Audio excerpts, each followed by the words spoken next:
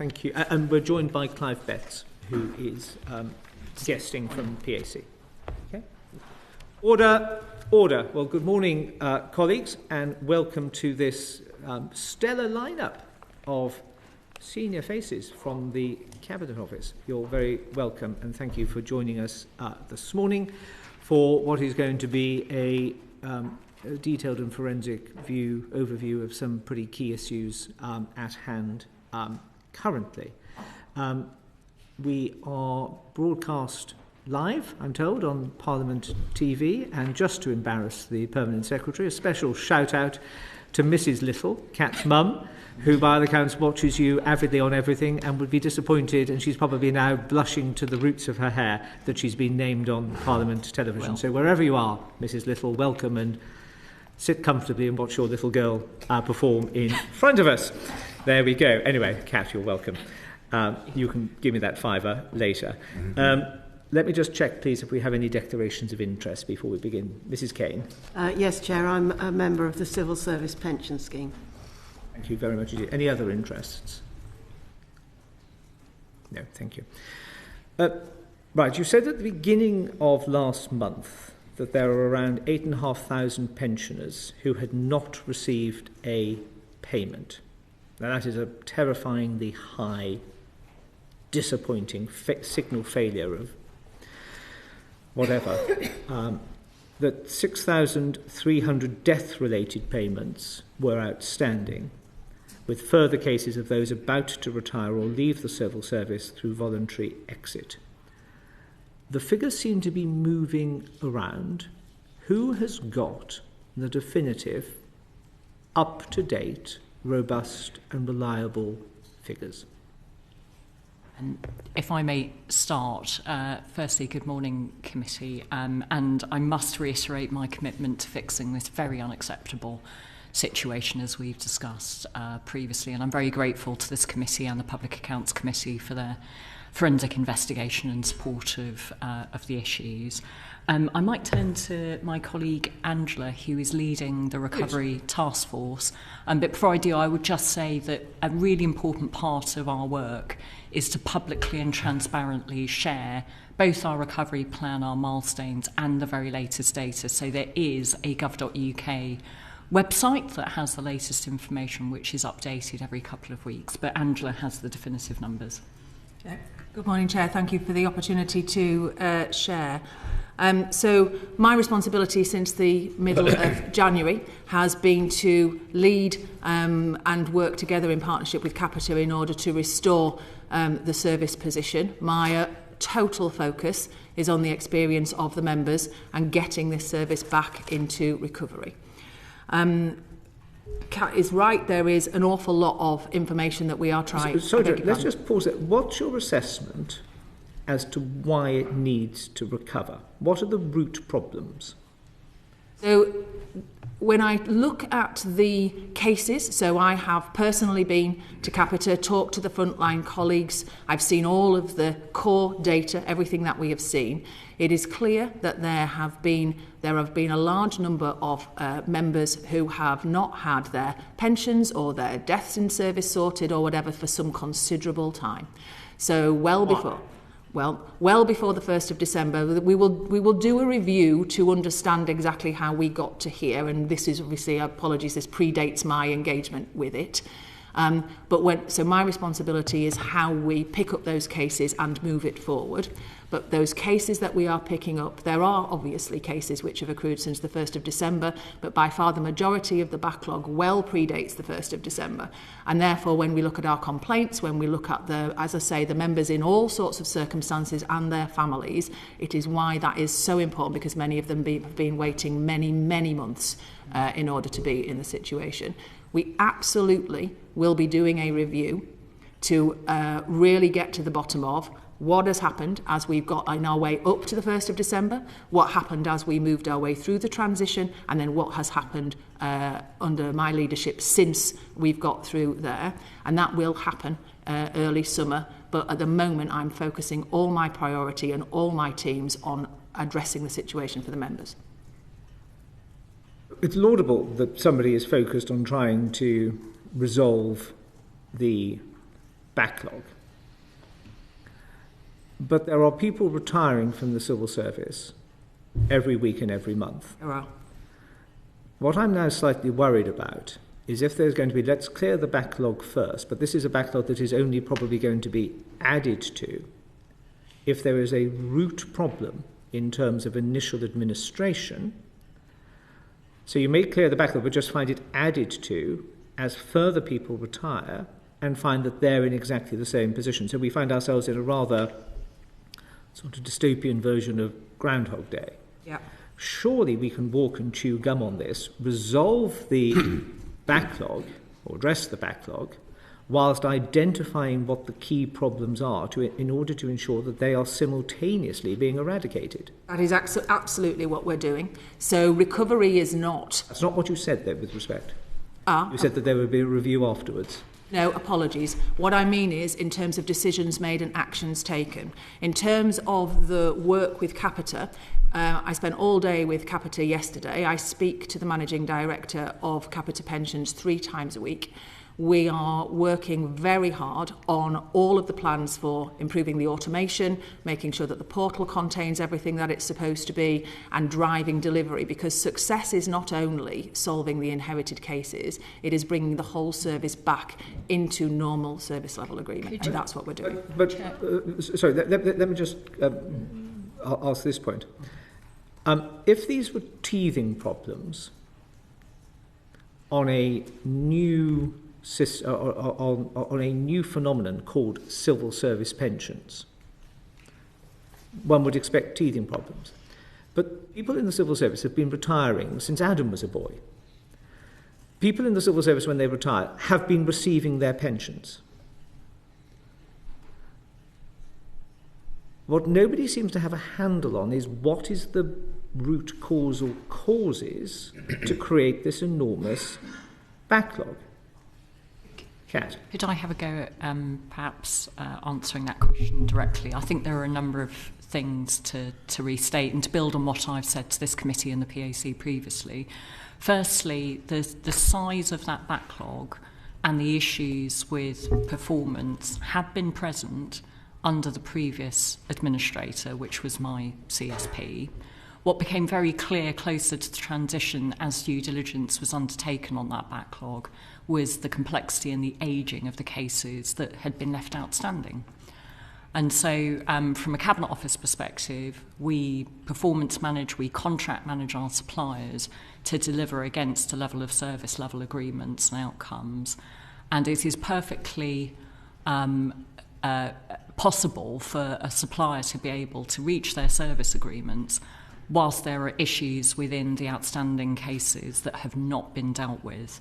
And what we've identified is that there were lots of issues with the backlog that was passed over to Capita. So I think that's the first thing to say. And what's your understanding as to why there should be a backlog in the first place? Is it lack of personnel to process? Because one knows the date that somebody's going to retire. One knows the contributions that they have made to their pension scheme. This is not nuclear physics, is it? I totally agree. And what we had seen over the summer of last year was when we actually signed the agreement with Capita, which was well over 2 and a bit years ago now, the assumption about the run rate and the level of activity operationally within the contract made a set number of assumptions about the number of people that retire, the number of people on average who need the services within the outsourced contract. 2 things have happened since then. The MacLeod remedy, which has significantly changed the complexity and the resource requirements, which we are paying for separately on top of this contract. But there's no doubt about it, it has changed the complexity of the level of inquiries coming into our contract provider. And then the second thing is the assumption at the start of the contract when it was signed was that the backlog would be a running backlog of about 36,000. And so Capita managed its resources, its commercial considerations at 36,000. The previous provider, ahead of transition, got to a point where the backlog was closer to 86,000.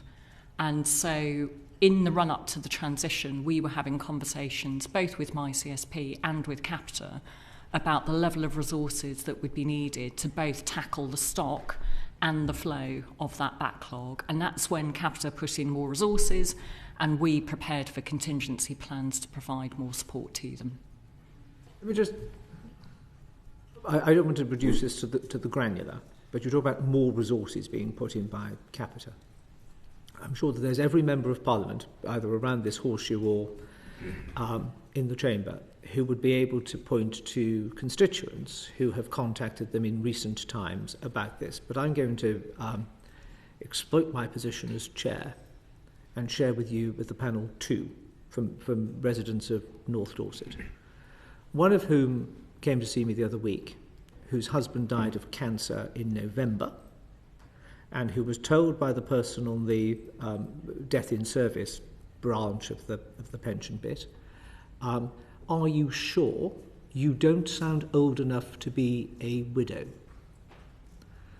Another lady contacted me yesterday to say, having been assured on 3 occasions by some nameless person at the end of a telephone that all of the documentation that they needed was to hand in order to facilitate a lump sum payment, was then told, oh, I'm frightfully sorry, we haven't got all the information we require, it's going to be delayed by another 3 to 4 months. So it seems to me that one can have as many people answering the telephones, looking at the portal, engaging with whatever, but the level of care and attention that they are providing could at best or charitably be described as patchy, and certainly not in the case of you don't sound old enough to be a widow, entirely unacceptable. Now, there was talk of an HMRC surge coming in. What is the appetite amongst those people who are supposed to be addressing the backlog to address it? Are they alert to the enormous levels of distress and worry that they are causing to lots of people who have worked jolly hard on behalf of the state? Can I first of all just reiterate what you've said? That sort of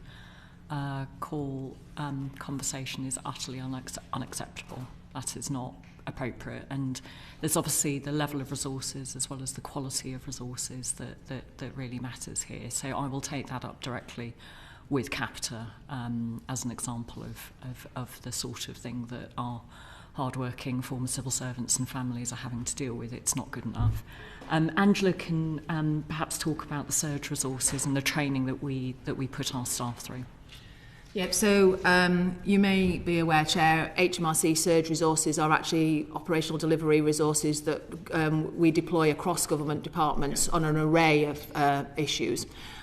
We have got about 143 of those colleagues deployed. They're all well experienced of being landed into all sorts of circumstances, picking up new training and then providing support.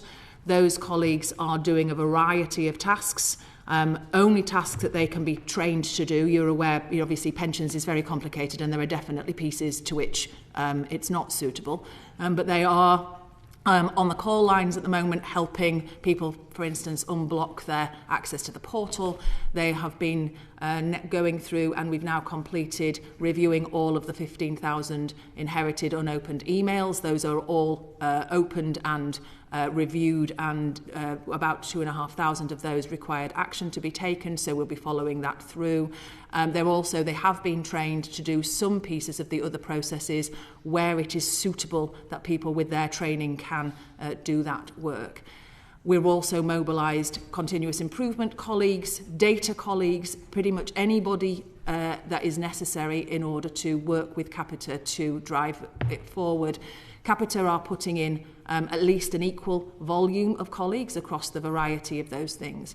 But this is not a quick thing to fix, and we have made some progress, but there are still many thousands of members who have not yet had what they need to have, and there is significantly more work to do. What happens to those people who are unable to pay their rent, their mortgage, service a credit card debt, contribute to the wedding which they'd promised to do, pay the balance of a holiday that they had booked, etc., because the legitimate expectation of their income has not manifested itself? This could then have a serious impact on their credit rating, going forward. And there seems to be an increasingly worrying, patchy series of reports about the delay in processing the emergency loans, which, Ms Little, you referenced the last time you were before the committee. I think the committee wants assurance that those sort of real-time, real-life impacts, where people are lying awake because they haven't got the money to pay their bills, is understood. So firstly, the reason why we've set up interest-free transition loans is for all of the reasons that you have set out. It's not acceptable for hard-working former and current civil servants to be in a position where they have to financially suffer when they rightly expected financial remuneration through the pension scheme. So we've initially set up hardship loans as I've set out, and I've also written to the Public Accounts Committee with the latest update on numbers. We have set up a departmental scheme, so people should contact their previous department, and in most cases, departments have reached out directly to former employees, so that they can actually seek out the people that we know are affected within the last 12 months. The eligibility of the scheme is if you were employed in the last 12 months by the civil service and you are yet to reasonably receive the payment for retirement that you are due, then you will automatically be eligible for a £5,000 transition loan. That's interest-free and is paid by your previous department. My understanding is that the vast majority of our major employers and most of the employers across the civil service have set up a scheme. This committee will know that a lot of our arm's length bodies are very, very small employers, and so a large number haven't, merely because they haven't had anyone retire in the last 12 months, and that accounts for the discrepancy between the total number of employers and those that have set up a scheme so far. The other thing I should say is there are exceptional, significantly higher loans up to £10,000, which are also available based on the judgment of the department and the individual considerations that are presented to them. We've been monitoring the pace, the number, and we've also had some loans already paid back. So I'm not aware of any delays per se. As soon as we've got the information that we need to make the payments are being made. And if I look at my own department, every single request for payment that we've received has been paid. Would you like to I'd just add to that. So we, in addition to those loans, if there are members who were deferred members for longer than 12 months, then they can apply for support from Capita. So just to give you some numbers, overall the civil service employers have paid out 547 loans at £2.9 million. I speak to the HR directors, the chief operating officers and the unions every week. In those circumstances, those colleagues where there are any issues with their ability to run a loan scheme, manage it, understand the processes, we are then directly managing that with them. We've still got the odd one or two escalations from that, but those are being immediately resolved when escalated. Capita have taken 458 escalations, which they have then made a payment out on. So I am not aware of any employers where there are people who are asking for loans and not getting them. But because I speak to everybody who I think might be able to help me every week, then where there are any of those issues, we pick those up immediately and we tackle them. So what penalty does Capita now face? Because this is taking up a huge amount of unprogrammed and unforeseen bandwidth of your department and other departments who effectively have let one has to presuppose, a lucrative contract to Capita to manage this on behalf of the state. And they clearly can't manage it on behalf of the state. They seem to be, nursemaided through and spoon-fed. What's the financial penalty to Capita? So two things. Firstly, within the contract, we have already withheld transitional milestone payments, which we've set out in more detail as part of our evidence to the Public Accounts Committee. Capita have not delivered against the service level requirements of the contract since taking it over, and automatically the contract applies credits to payments made. And we will now go through a significant overall discussion with Capita about their performance to look at what the next steps are. And I hope you'll forgive me for not going into the details of the commercial next steps, but just to assure this committee that we will use the full contractual terms of the service contract. Is the ultimate goal that this will be cost neutral to the public purse? My expectation is that the taxpayer should not have to suffer or pay for what we have had to do in order to get the service level of this contract back to where it needs to be, and that will have to be subject to the usual commercial arrangements in place. I think the second thing I should say is Capita is also one of our 39 strategic suppliers to government, and so through the Cabinet Office strategic supplier relationship process, we are also obviously very concerned about making sure that their overall performance is assessed, and that is published on a regular basis. Capita appears to be just living up to the sobriquet that Private Eye has attached to it. Well, if you look at our latest performance of Capita for all government contracts, they're currently meeting 90% of the KPIs within our contracts. That is obviously at very high level. It does not set out some of the ongoing deliberations and questions and concerns and the quality of the service necessarily. But I think it is important to put on the record that overall they are meeting 90% of their KPIs. Not in this. But not meeting them at all. What percentage of their KPIs are they meeting on this? Zero. So I'll need to set out all of the detailed KPIs. There are quite a large number of them. But overall, it is very clear they are not meeting the expectations of the service. If we could have a note on that. Happy to do so. That would be helpful. Right, that's quite enough from me. I could wang on about this for a long time. I'm going to turn to Mr. Betts first as our guest from PAC, and then I'm going to go to Mr. Lamont, and then... It was just on that specific point of those indicators. I'm sorry? It was just on the specific point of those indicators. Go on then. Chair. You've twisted my arm. Thank you very much. I mean, a number of members of this committee have had past experience of Capita, and it's fair to say they've been universally poor. I was wondering if, when you report back to the committee on those KPIs, if there was any identifiable distinction between the areas where they seem to perform well and the areas where they seem to perform poorly. My experience in past contracts would suggest anything that has high level of complexity is where they tend to fall down, because they tend to de-skill an awful lot of the roles. Whereas anything which is more rudimentary, they can perform effectively. It'd be interesting to understand how government contracts with Capita are performing. Yeah, I'd be very happy to do that. And as I said, this is all publicly available information, which is published by the Cabinet Office for our major strategic suppliers, but I can certainly summarise it.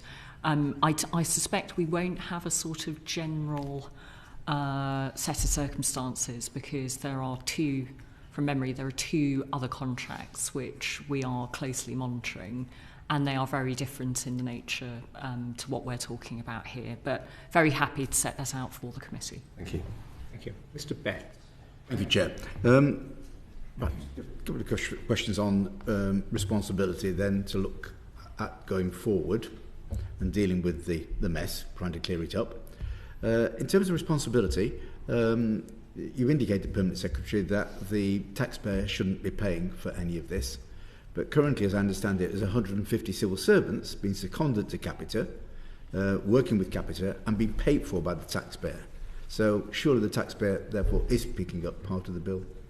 So Angela might want to add to this, but we hold operational surge capacity across government for any unforeseen operational matters, and that's important that government and the civil service, given we provide essential public services, have got surge capacity. That is run on behalf of the civil service by HMRC. And so you are right that there is always a sunk cost to a certain amount of surge capacity for operational support within government. It is not a new cost to government. Just to be clear, it is a sunk cost. Those people are already employed by HMRC as part of our operational team. Yeah, but hang on. Look, if you're Mr. and Mrs. Smith of 32 Acacia Avenue, listening to that, they're going to be tearing their hair out. Because in essence, the modus operandi appears to be, we will let a contract to a third party to provide a service. They fail to provide it either in whole or in part. Irrespective of whether they're a standing surge force or whatever is immaterial, but the public purse is paying the salaries of people to go in and mop up the mess of the contractor who is failing to discharge the duties from which they are being paid. I agree with you, and as I say, I don't think it is right that the taxpayer should have to fund this. I'm being slightly pedantic about the financial precision here. All I'm saying is this is not somebody new. is. Sorry, this is my history as a chartered accountant, I'm afraid.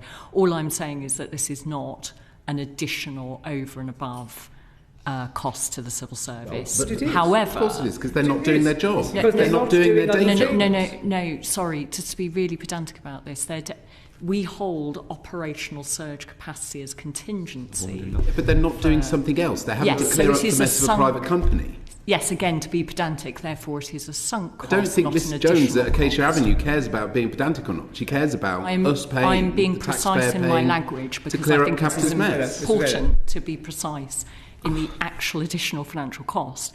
I completely appreciate the point about, for the public, as I said, it is not okay that the taxpayer is having to use resources to fix this mess. So let's just, because this is... and if the committee does not want me to be precise, that is fine. No, we welcome and indeed insist upon precision. But this is devastatingly worrying, I think. So, in essence, the state employs, through taxpayers' money, a phalanx of civil servants who are deployed to buttress people or companies who have won contracts within the private sector. No, that is not what I'm saying at all. Perhaps Andrew can explain how the operational surge mechanism works. Before this hare starts running around the field and going mad. Exactly. Sitting at home doing nothing. So hang on. Have I got the wrong end of the stick, or was that what everybody in the committee understood? Yep. Right. So that's what everybody in the committee understood. What has been said so far? Because that is not what I'm trying to say. Right. So let's press pause on that, and let's just get some established facts. HMG awards a contract through due process to Company A. Mm-hmm. Company A fails, for reasons which we won't necessarily go into now, to discharge the obligations of the contract. That creates a brouhaha. People then say, right, we have this, the A-team, the hit squad, call it what you will, the surge capacity of civil servants in HMRC who we can deploy as the sort of firefighters, as it were. Yeah? So everybody's now on the same page hitherto. Right. Mrs MacDonald, over to you. So, the surge resources which sit within HMRC are deployed usually across I think this is the first time I can remember that we've actually deployed them onto a private sector contract.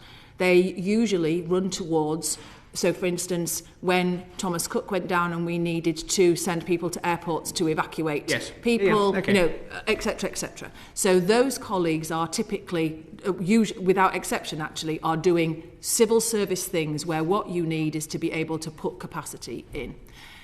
What are they doing when everything in the garden is rosy and running smoothly? Apologies, everything is never rosy in the garden. So for instance, there are peaks and troughs in workloads. So for instance, Surge during January supports HMRC to do self-assessment peak. Or it might be a peak of pieces that are going through DVLA, or it might be, we know that there are seasonal peaks of immigration cases. So departments all over Whitehall get an opportunity to say, I've got a peak coming, or I've got a problem, and I could do with 200 people, 100 people, 300 people, right. And then we send those people in, and then they support, because these people are experienced civil servants. they are security cleared, they are much better value for money than going out to Brook Street or whatever it is to procure that kind of resource. And therefore we determined that actually having that available to be able to support departments with their peaks and troughs, or indeed when there is an emergency, is actually a very sensible piece of operational resourcing. Right.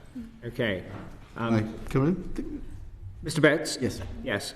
And then I think we are literally, I think because everybody has indicated they've got questions on this, I will go from, I'll sort of hop across the table. So I'm going to call everybody on this because I think everybody has hitherto indicated that they want to have some questions. Mr. Baker has not. But let's go back to Mr. Betts. Right. So having established that Capita is failing in its contract to a significant degree, and it's been now supported by publicly paid for civil service to do the job.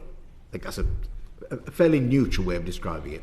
Okay, right. So where are we up to?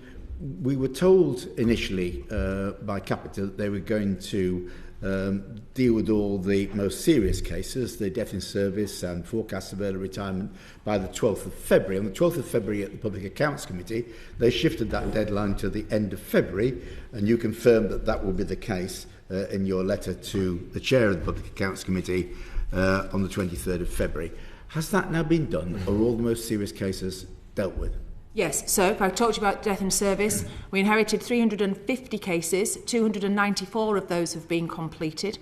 The 56 that remain are all within normal service standards. So everybody where we had the paperwork where either we went back to that family to decide if there was anything more to be done, but everything that can be worked has been done on death in service. On ill health retirement, which was the other priority, there were 610 inherited cases, 510 of those have been completed, and the remaining 100 again are within workable service level agreement. Okay. So we have delivered what we said we would do for those really distressing cases. There is the challenge there about paperwork not being available, because it's not always the fault of the individual, it's often the fault of Capita and the organisation that they're not available, as we've heard examples of. But just moving on now to the rest of the cases, where we've had a moving feast on this. At the Public Accounts Committee on the 12th of February, I pushed very hard to Mr Holroyd from Capita about when they would actually get to their service level agreements on all other cases. Eventually we got out of him, it would be the end of March. We then got a letter from you, Permanent Secretary, on the 23rd of February saying it had shifted to the end of April. And then we got a letter the same day from Capita saying it had shifted to the end of June. So by what date will all other cases be dealt with in line with the SLAs? So I have detailed plans for all of the outstanding cases. I will preface that by saying not MacLeod. MacLeod has a very particular plan of its own. But for all of the remaining operational cases, so retirements, the whole lot, I have plans which will put us back into service by the end of June. Sorry, but why then did the letter from the Permanent Secretary on the 23rd of February say it was going to be the end of April? Why did Because for the end of April, those are for people who are where the retirement process is.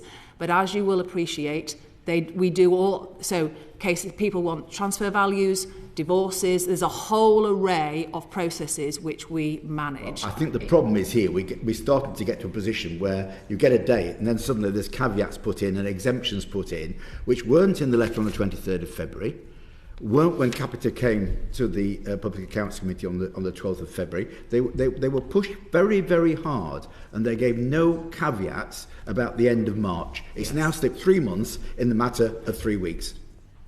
I'm very sorry that we hadn't been explicit about the caveats in my letter. I'd be very happy to provide you with the precise details of what is due in April and what will be done in its entirety by June.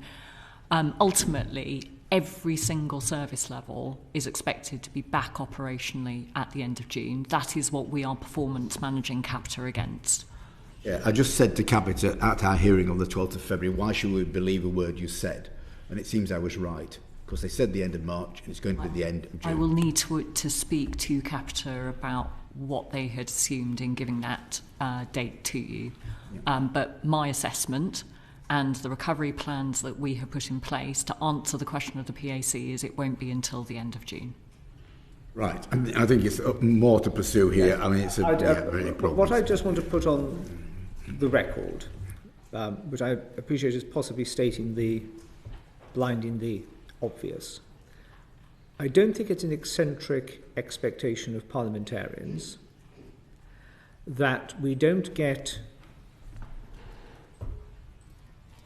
obfuscated by caveats which aren't set out, or that there should be a presumption that we know that there's going to be, in arcane or opaque terminology between contractor and contractee, whatever.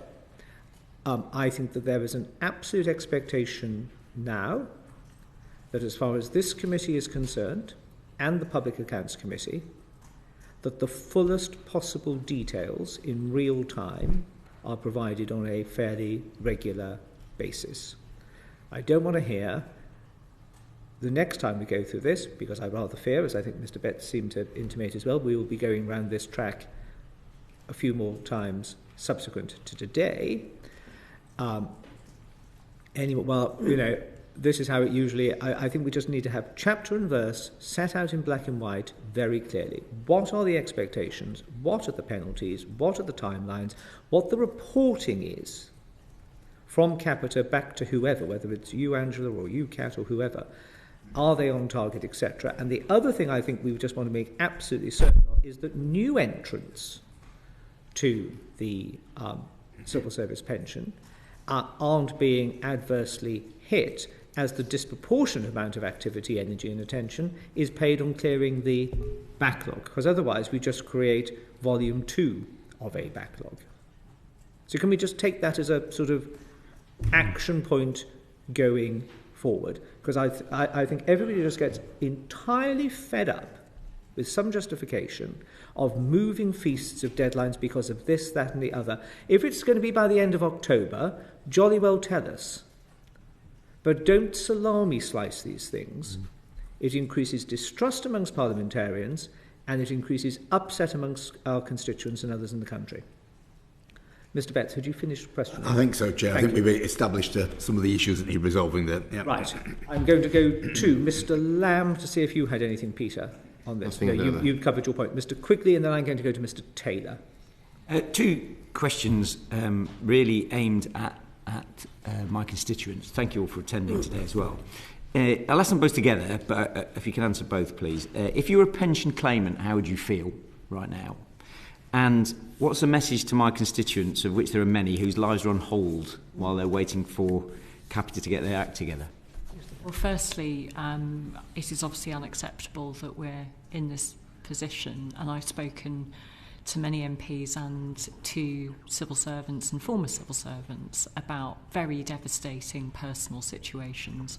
It is, many of the things that our colleagues and former colleagues are going through are simply unacceptable and causing a severe level of anxiety and stress. And so, as I've said publicly, and I've written to everyone I can write to, I apologise. I sincerely apologise. This is not how long-serving, hard-working civil servants should be treated by the state, and we're doing everything that we can to fix this as quickly as we can, and that is my absolute priority.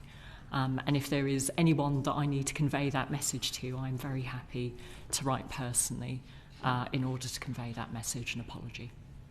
Thank you for that. I'm sure that'll be appreciated. But if you were to score the chances of Capita delivering by the time you want out of 10, where do you think they are on that scale? So I think, and again, this is a joint effort. I think it is important, as we've discussed, that we are putting in the level of resource that you would expect the civil service and the Cabinet Office to put into this. This is taking up a huge amount of our time, and rightly so, to make sure that this is done properly and with confidence. And that is why I have a high level of confidence that based on what we've done so far, we've achieved everything that we said we would deliver. And I think that's important to put on the record. So I have got a high level of confidence that we're on track to deliver a recovery plan for all of the service levels by the end of June. I clearly need to set that out so that the public and pension scheme members and these committees can take assurance and comfort from that. But the proof's in the pudding, and we are monitoring on a daily basis our progress, as well as the core waiting times, access to the portal, quality, as you've indicated, is an important factor too. So based on what I've seen today, we are on track, but it's important that I set out on a timely basis anything that gives us concern for the June date not being reached. Has anybody double-checked the serviceability of the portal? Yes. Yeah, so I have a group of people, IT background, who are working in lockstep with Capita, both in terms of the features of the portal. The portal remains still not accessible for all at the moment. We continue to have some, there are 122,000 members who may have had more than one stint of service in the civil service, who are as yet unable to get onto the portal. We are working to tackle that. That is a data issue, but we also have detailed plans on features which need to go into the portal, and the service, and we get detailed data on the service and performance of the portal. It is yet to live up to the ambition that we have in terms of our vision for what role it will play. I have detailed plans that will, and there are financial targets for Capita to deliver the portal capability by the end of March. I have plans that I can see progress on that. I spent all day in Capita yesterday. We spent a significant amount of time reviewing this plan. At the moment, I remain confident that the end of March will be achieved. And to which minister is all of this reported into? It's the Minister for the Cabinet Office. Which one? The Paymaster General and Minister for the Cabinet Office. Nick and Thomas Minister, yes. Nick. So this is sitting at Nick's desk. Yeah. I write to him twice a week with detailed management information of the performance, and also a progress update on everything that is happening. I have a one-to-one with him regularly. I'm speaking to him tomorrow. I'm seeing some sort of next session with Minister Thomas Symonds and the Chief Executive of Capita on the same panel at the same time, because I think that might be quite interesting, Mr. Winter, if we can put that in hand. Right, who am I going to now? I think I'm going to Mr. Lamont. John. Good morning to you all.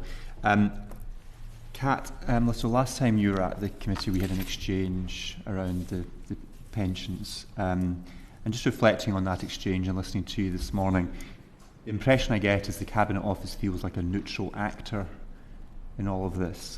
Previously you described my CSP, the operator prior to Capita, as being in distress for several years. And we all know how terrible Capita has been since they took over.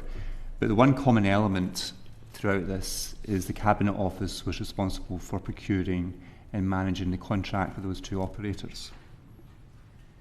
Now, we know from the National Audit Office's analysis and the work from the Public Accounts Committee, and they noted this last October, that the service levels had been unacceptable since at least 2023. And they also said that the contract the Cabinet Office had negotiated with my CSP lacked financial sanctions to drive up performance. It also noted, and we've touched on this already, that in relation to the Capita contract, only one of the 8 transition milestones had been fully met, and it concluded that the Cabinet Office has now failed on 2 occasions to adequately manage transition from one supplier to another. That analysis isn't wrong. We're focusing a lot on my CSP and Capita, but the reality is a lot of this is to do with how the Cabinet Office has procured and managed these contracts. I entirely agree with you. It is our responsibility to make sure that we learn the lessons both of the previous contract and, as I've put on the record in the PAC, there were a significant number of lessons learned in the contracting for my CSP. I think it was overly simplistic. We didn't take into account the complex changes in the pensions market. And ultimately, the real question, I think, is how did we learn those lessons and apply it to the Capita contract? And again, I have set out on the record the things that I believe were learnt between the My CSP contract and the Capita contract. There is a lot in there, and that is, for example, we introduced these transitional milestone payments for the first time. That didn't exist within the MyCSP contract. There are very, very detailed different levels of financial credit and service level provisions within the new contract. So I can go back and set out some of that again in detail for this committee if that is helpful. I entirely agree that the way we contract manage, the way we learn lessons on procurement, and crucially, how the civil service transitions these big, complex schemes really, really matters, and we must learn more lessons from this situation. Just to be clear, for the Capita contract, has that gone through that process? So is the Capita contract, are you saying, better or more robust, it is or much deals more robust with the concerns that previously existed for CSP? Yeah, it is much more robust, and I have set out quite a lot of that detail to the PAC, but I'm in response to the NAO findings, and I'm very happy to go back into some of that detail for this committee as well. That I have also offered to do a more commercially sensitive briefing, because some of what I would like to share with you is highly commercially sensitive, and I think it's important that you see some of the commercial provisions and exactly how we've enacted it in order to get the sort of confidence and assurance that I think you would expect. Yeah, I mean, that would be helpful. I mean, again, come back to what you said earlier about 90% of the other contracts performing well. I mean, the reality is that measure only means anything if the contract in itself is measuring things appropriately and is robust. And if we don't have confidence in those contracts being robust, that 90% figure is meaningless. Yeah, so as you will probably be aware, I mean, the contracting process on a service of this scale, and this is one of the largest pension schemes in the country, takes several years to go from a pre-qualification supplier process right through to actual service delivery. So this contract was devised nearly 2 and a bit years ago now. And my belief is that procurement practice and the world we live in changed much more quickly than the procurement practice that we currently have, which is why my department is putting a lot of effort into both the Procurement Act and how we now interpret and apply the Procurement Act, given we made substantive changes to it back in 2024, as well as the contract management that is undertaken by our senior contract managers. This committee will know that we have a comprehensive scheme for all of our contract managers for major contracts, but there is a lot more that we need to do. Lastly from me, going back to the surge team, which we've discussed already, there was a story in the Daily Mail in January this year that it was chaos in HMRC because the phone lines went down. There wasn't enough people to deal with the people calling up for help about the self-assessment deadline that was approaching. In light of what you said earlier, is that as a consequence of the surge team being shifted away from dealing with that seasonal surge ahead of that deadline to deal with the pensions crisis? No. The surge team is some 700 or 800 people, and we did not remove anybody from the HMRC deployment. Where were the surge team removed from? They were in a variety of places. I'd have to get you the detail, but the whole purpose of surge is that they are short, sharp deployment, so there is turnover of shifting in and out of different departments on a regular basis. So we pulled in the colleagues who were moving off others. So we definitely did not remove anybody from HMRC. I tell you what I think would be helpful, Ms. MacDonald, if it's not too onerous. Could we have a sort of a year in the life of a member of the surge team? Everything you'd like to know about surge, yes, and we're sort of too afraid to ask. No. How long would you, a page or a book? Well, I think calendar. Yeah. You know, Thomas Cook doesn't happen very often. Doesn't happen very often. You've talked about the sort of seasonality of thing. I think there's a danger that unless we have some sort of clarity with regards to the demand of their time, and the number is now large, I think 700 or 800 people, we have this idea of sort of hibernating civil servants being prodded awake at a moment's notice fight a fire. I think we'd be fascinated just to see Very proud of them. I'd be very happy to share. Excellent. They're an excellent group of maybe people. we could turn it into some sort of, West End show or something. Absolutely. Anything you like. I'll give you a couple of pages. I'll share a picture. That would be very happy. It would also be helpful to know what capacity there is within the surge team to deal with unexpected events. I mean, I understand what you're saying, but what I don't understand in my head is if it's dealing with seasonal changes or emergencies. Clearly, this pensions crisis was an emergency. So is there always capacity in the team to deal with those types of emergency, notwithstanding the seasonal variations? Yes, there is. So we have a. So I'll. Why don't I set that out for you? There is a lovely note, and it'd be quite interesting to know how many people, what the head count is deployed to each. Very happy to do that. Catastrophe as it arrives. Mr. Lamont, had you finished? Thank you very much indeed. I think I'm going to go to Mr. Carling and then to Ms. Edwards. Sam. Thank you very much. So, from my constituency experience, there seem to be system data sharing problems as well that we haven't discussed so much today. So I have a constituent who left the civil service in December due to ill health.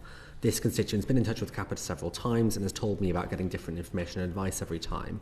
But it's now emerged that Capita have them down on their system as still being employed and so can't take the application forward. But the former civil service employer is saying, well, they've notified Capita, so we've got Capita blaming the employer blaming Capita. Are information sharing issues like this coming up in lots of cases, and if so, how are they being dealt with?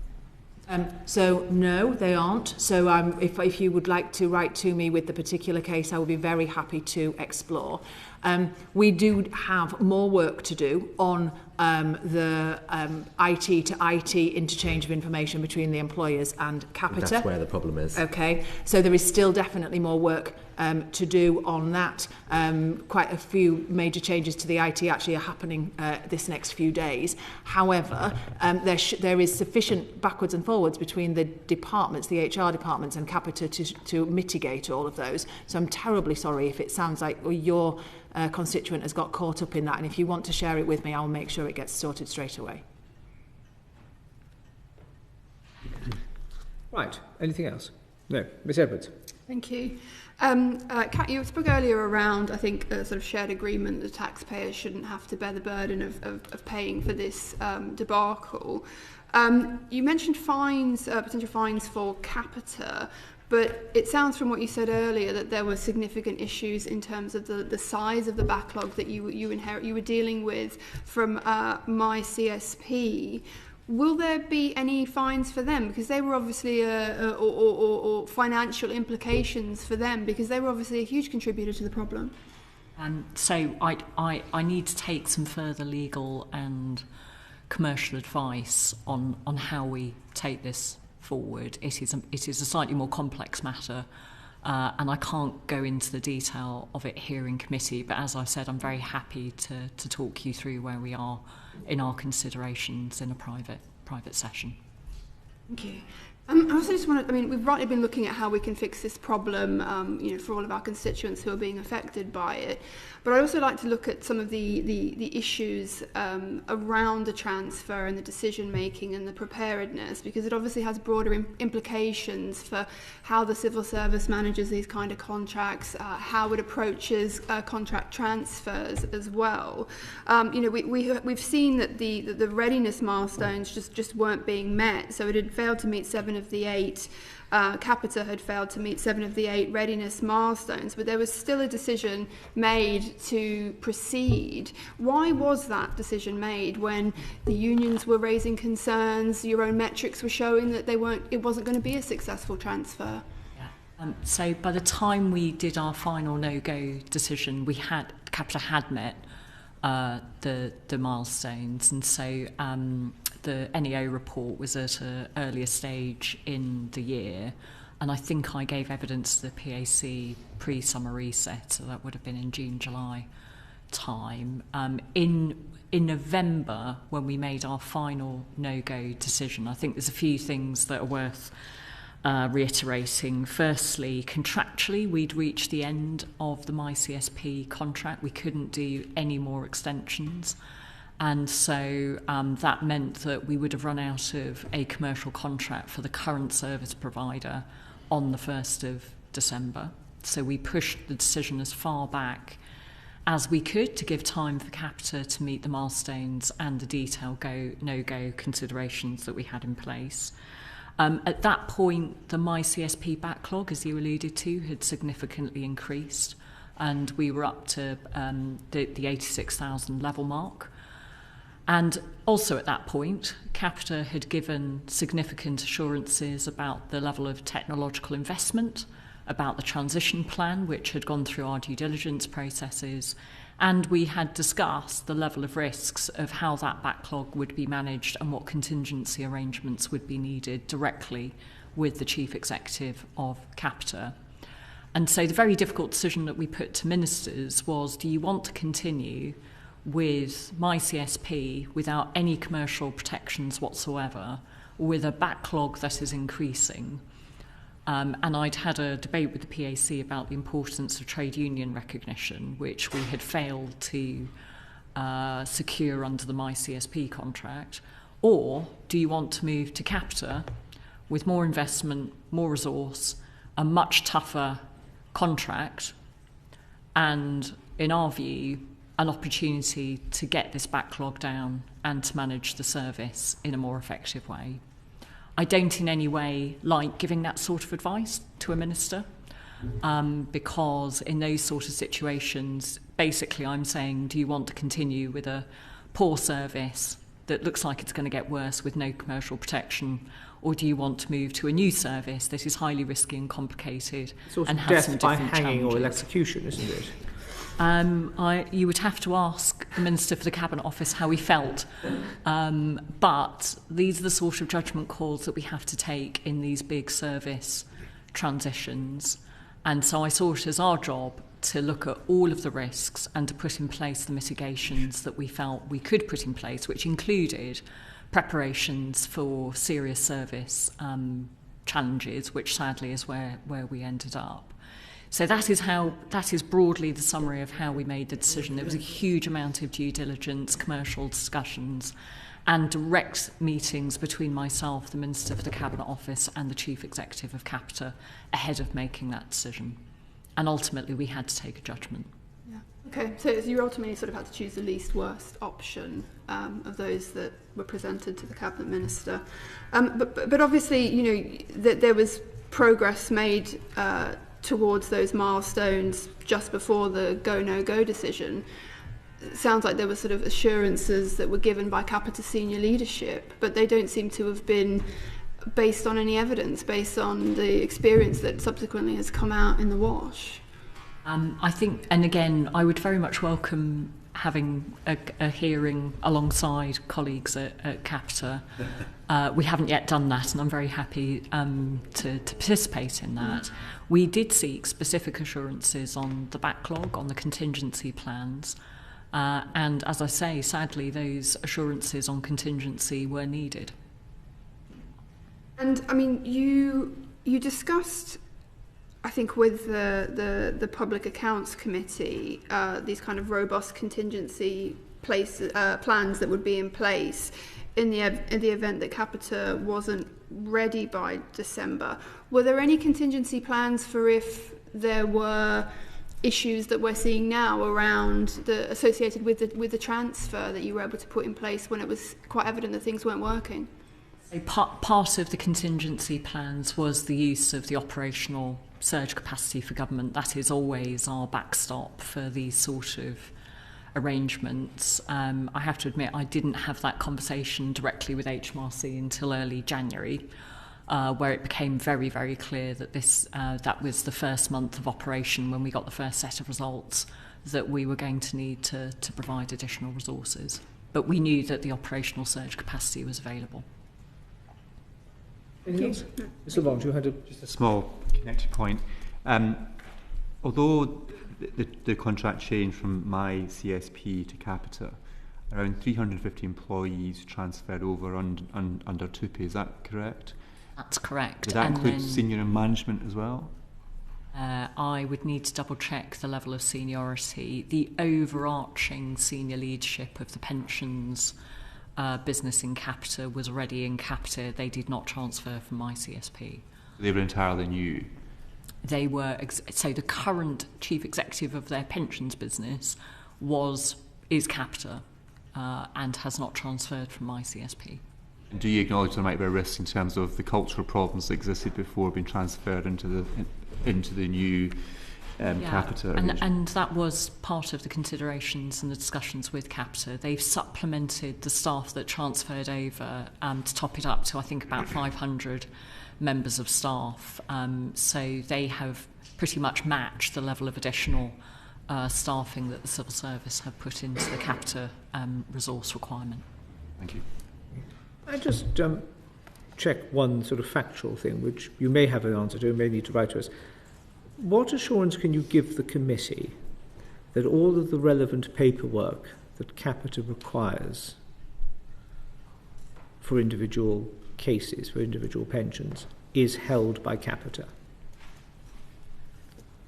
Quite a complex answer, I suspect. It is a complex answer, but I mean, I can definitely write to you more fully. But we have already transferred all of the records that we have, but what that were from my CSP, and you'll have seen, for instance, that all of the 732,000 members who were in payment remain in payment, for instance. So a very complex change. We do, though, still have access and conversations with my CSP. So where in the odd instance, and we have one actually now, we're trying to track down some paperwork on a complaint that we can't find, we are able to go back to my CSP and say, is there some other place that you've got that stored that is not something that we've been given? Have you got it? And conversation goes backwards and forwards. So we still have access, should we find anything that we think we can't find, to go back and ask if there's anything that we haven't. But so far, that has not been our experience on the overall delivery.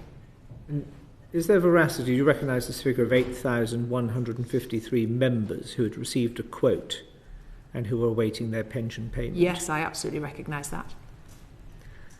It's come to my attention that Capita now seem to be going back to some people to say, we have some of your paperwork, but we don't have the final offer. So in those instances, yes, absolutely. So we received the number that came over, as you say, the 8,000 number. We captured the paperwork that had been returned at that point. When we've opened those cases, some of those customers had gone all the way through, ticked all the right boxes, everything was there.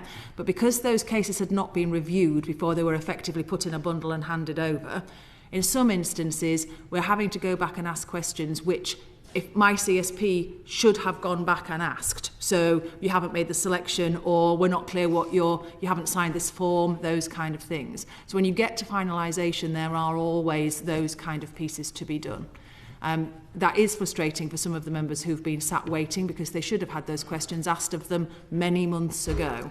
But as we clear through the backlog, and we have paid out lump sums to 5,854 of those people already, then as we go through the finish, we ask any final questions. And can I just make a request, really, which doesn't require an answer unless it's already been done. But I want to talk specifically about cases of bereavement. Can Mrs. MacDonald, you make sure that whether it's HMRC surge people or Capita employees directly, that they understand the most enormous distress that people go through, having to reiterate time and time and time again the circumstances of the death of their loved one? It is something that only needs to be done really once. And I appreciate that when one is dealing with large numbers and many, many cases, people just become a statistic. But there is a huge amount of difference for somebody who's died in service and where their surviving relative is trying to sort out the pension, having to regurgitate the circumstances of the death and provide this, that and the other in order to prove what it is that they are saying. I completely agree with you. And has that been raised hitherto, or can it be raised? It is. I have to say, I went to Cheadle last week to sit with the colleagues the people who were working on the front line. And My experience of them, as is often my experience of frontline colleagues, is actually those are a whole load of very junior colleagues trying incredibly hard to do the best possible job that they can. They're often on the end of some very distressed and frustrated people. Our job is to make sure that they get the support that they need. So I can't say that there aren't the odd individual case where inappropriate language, you brought one up. But all I can say is... There's a specialist team that deals with it. There is, absolutely. But these are not just going through... No, they're not. There is a specialist team going through surely to heaven, there must be somebody in HR who can work out the sensitivity that an issue of death involves. I completely and that you agree. Don't put on the end of the telephone an enthusiastic but young and inexperienced person who doesn't get all of the nuance and sensitivity of that issue. I absolutely agree with you, and I will once again go back and have that conversation with Capita. And can we have a note on totally that impact? Because, very happy to. Super. Charlotte Kane. Thank you, Chair. Good morning. I'm pleased that people are receiving their payments now, but I have a constituent who has received some payments but hasn't received any paperwork to go with those payments, so is unable to check whether they're correct and exactly what they're for, and whether there's any more due. So do you know how widespread that is, that people have had the payments but with no documents to back them up? No, I haven't seen that one before, but again, if you would like to share the details of the constituent with me, I'd be very happy to track back and work out what's happened. Okay. I must just pick up on the idea that it'll be the end of June that everything is dealt with, and the sort of implication that people waiting for transfer values and information for divorces is kind of less urgent, because actually if you've changed jobs you have a limited period in which you can transfer your pension. So you do need to understand what the transfer value is in good time, so you can consider what's best for you, take professional advice and so forth.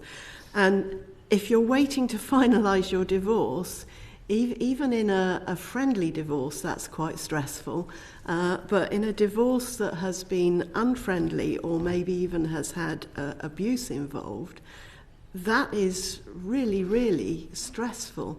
Is there not anything that can be done to resolve these cases before the end of June? So for divorce cases, there are about 2,200 outstanding cases where we've been asked for information on divorce. Those will be done by the end of May.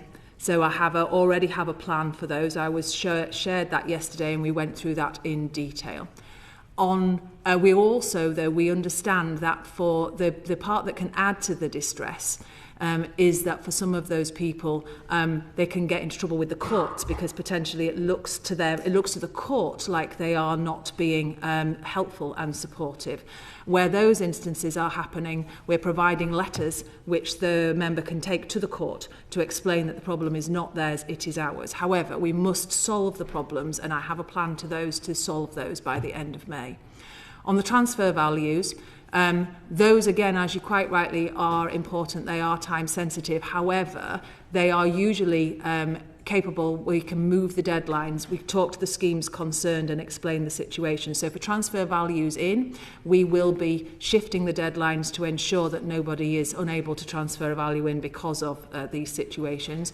For transfer values out, often because of this kind of scheme, it's going to another public sector scheme. So we're also starting communication with those schemes to ask them to ensure that nobody will lose out as a consequence. Thank you. The wonderful portal, you said I think there were 120,000 people who still couldn't access it because of a specific issue. How certain are you that it is just that number and it is just that issue? Because I got a lot of complaints early on. I still have someone who can't access it. Yep. So I am pretty certain that it's only 122,000. We have, as you quite rightly say, had a number of issues over time. The thing that's important for us, and has actually been a feature of this scheme over the prior one, is that we have taken a decision to significantly step up our approach to security. There is, as you can imagine, a lot of sensitive and personal information available, and therefore, as we have gone through that process to step up the security, some of the data issues sort of come through, things as you experienced, the 122,000, where I've got more than one stint of service, so I've got more than one number, etc. So as we are fixing the problems, as we have fixed the problems, we have then gone back to those people, reset their passwords, and now we're not seeing, of the ones that are still coming through where people can't get in, they are all in the I've got more than one stint of service. And they're being told when they ring up to try again in mid to late March. They are. So if all goes according... They've been through quite a lot of try again by this date. I get that, and it's very frustrating. If all goes, so the next major update is on the 13th of March. That's when we're next putting the correction into that. But as I say, it's incredibly important that it is secure. So if there is any risk as we go through the final pieces of testing that actually we're not going to be able to do it securely, then we will go back to further testing. Hence my to the chair my end of March date, because I still need to make sure that it's done correctly and securely, and that's the priority. Just as a minor note, one of my constituents who raised the issue of not being able to get on the portal got an email in reply and was told this email address isn't monitored. If you need to get back in touch with us, do it through the portal, which seemed a bit rich given that their complaint was that they couldn't get on the portal. That's just an aside. Another issue I've come across is that apparently Capita gave a new reference number to many of the people as they transferred them across. And this has led to HMRC recording them as having two pensions, and therefore in some cases sending them a tax code change and having to address that. And I'm told it's a known issue, and HMRC is currently working to correct it automatically. Will the cost of the work that HMRC are having to do to correct for something caused by Capita, will that be recharged to Capita? We'll be looking at all of the consequences when we look at the situation overall in commercial. But I would say that, with my HMRC hat on for a moment, that actually employers and pension schemes move their payrolls around all of the time. It is not at all unusual as a pension scheme moves, or as I say, an employer shifts around, that we will have teething issues as we go backwards and forwards with that employer, and we would normally manage that as HMRC. So whilst this is very unacceptable in this instance of this scheme, it is not an unusual situation for us, and we would simply manage it as HMRC. So did Capita talk to HMRC in the transfer process about how this was going to work and how it might impact? I'm not involved in that, but I can certainly come back to you with some more information. I don't have that detail to hand. Okay, thank you. So, if we go back to the contract, I understand you've explained why you continued with the contract even though you were concerned, but I wonder why Capita were ever in the running for the contract, given their history with the MOD pension scheme, with the teachers' pension scheme, with quite a lot of private sector pension schemes. Did you take up references on Capita and look at their previous public sector pension delivery? Yes. I think just stepping back a bit, so Capita is obviously well known to government. My department oversee their strategic supplier performance overall, so we're well versed on the challenges of, in particular, the armed forces recruitment contract and the teachers' pension scheme. They are publicly well-known challenges, and that would have been taken into account in the pre-qualification process for procurement. But what I would say is there aren't many providers in the private sector who are in this market. And why don't we just all give it to the search team? These are the hit squad. They could do it almost blindfolded. Well, they've done a fantastic job, and we're very, very grateful. I mean, seriously, why don't... I mean, Mrs. Kay makes a valid point. You know, I've visited this restaurant twice. I've come away with salmonella on both occasions. I know they might be better on the third go. You probably go somewhere else. And if in essence the almost monopolistic supply situation that Capita finds itself in for a lot of these issues, it's them or nobody. At what point does HMG go, do you know what? Let's just repatriate this. So, two things on that. One, that should always be a consideration. Was it in this instance? I wasn't at the Cabinet Office at the time, but my understanding is that it was considered, and we've certainly looked at it in my time ahead of making the decision. Officials behind you are sort of nodding sagely at that point. So, yes, I mean it's always considered whenever you're looking at these big service contracts, and it's always a judgment that the government has to take as to whether you want to insource or outsource. That is the starting point. And of course, my CSP itself was set up as a kind of joint venture between the private sector and the civil service, and then was established as a private sector organisation. So we have done different versions of this in the past. So I would expect for those questions to always be considered ahead of an outsourcing decision. And does that consideration take into account the fact that there are very few suppliers and that one of the lead suppliers doesn't have a great history? That would have been taken into account. I can double check all of the decision-making records at the time, but that would have been back in 2023. So I'm happy to go back and precisely answer that question for you. So the Cabinet Office at the time really thought that in-house civil servants would do a worse job than Capita. I will go and check the precise considerations. It may not be a qualitative assessment, it might be a quantitative assessment. Yeah, indeed. I don't think it would be as simple as you've just described, would be my guess, but I will go back and check the paperwork. Right. Okay. Anything else? I would just like to just go back to the sunk cost argument. I think most commercial organisations, even if they had sunk costs, would charge them on if they had the opportunity. And there is opportunity cost anyway. So those people, we're going to be talking about infected blood, those people could be helping surge on that. We've got the whole issue of how do we evacuate people from the Middle East. We could have people working on that. So there is an opportunity cost, even if there's not an extra financial cost to those people helping Capita get over its mess. I entirely agree. Yeah. And then I just wonder, in the light of all of these problems, it's been reported, I think, that Capita's got the civil service payroll contract. So it has been reported that there is a shared service cluster which is run by the DWP, so it's not just payroll, it's the whole shared service back office arrangement for a number of departments. The contracting authority is the DWP.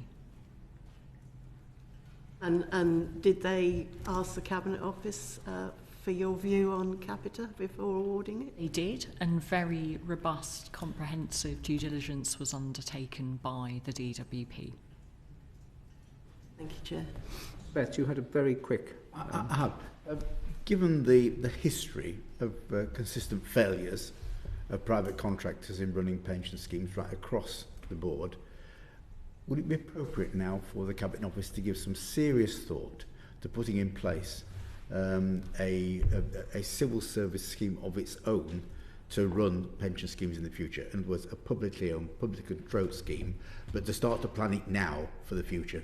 Yeah. So I think this is an important question related to the state of the market and our experience. This contract is now contracted for 7 years, but I think it's important that we as the civil service set out all of the options strategically for managing not just civil service related schemes, of which there are a very large number, so we've got teachers, the Royal Mail, the Armed Forces, but public sector pension schemes in the round. I think the MacLeod remedy and some of the big policy changes that we're now dealing with just show how very complicated and high scale and how high stakes these pension arrangements are.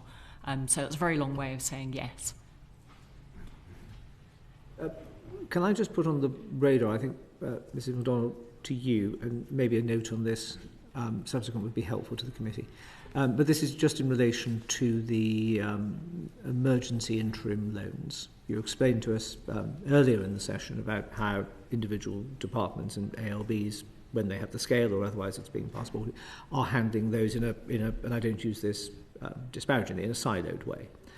A monitoring of the total applicants in terms of how many people have applied and how many loans have been made would, I think, be very helpful to the committee.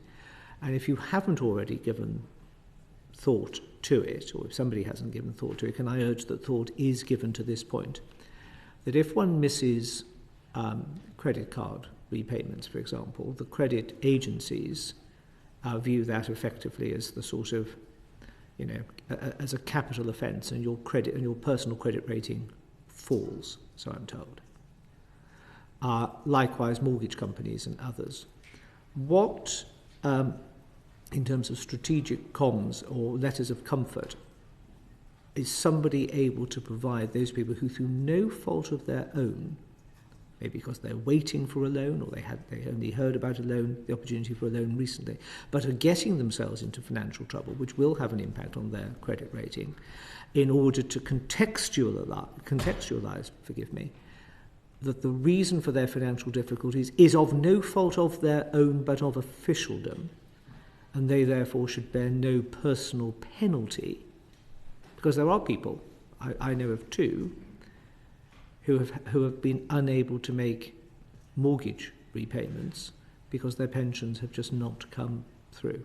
Absolutely. So we are monitoring across all of the departments. I have a director who is accountable for the management of the hardship. A composite note on... Absolutely. That would be very helpful. And then in terms of how we are, as any of those circumstances come through and we understand them through the complaints process, etc., we will absolutely be happy to be providing whatever is the situation.